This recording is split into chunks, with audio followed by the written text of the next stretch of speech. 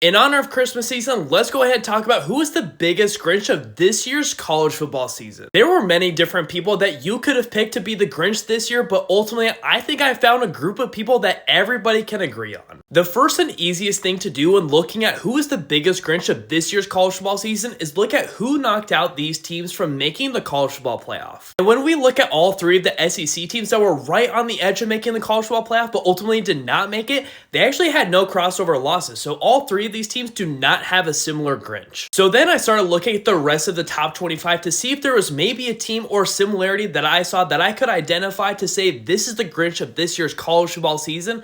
And then it hit me. The biggest Grinch of the 2024 season was not Penn State, it was not Oregon, it was not Georgia, Ohio State, or Texas.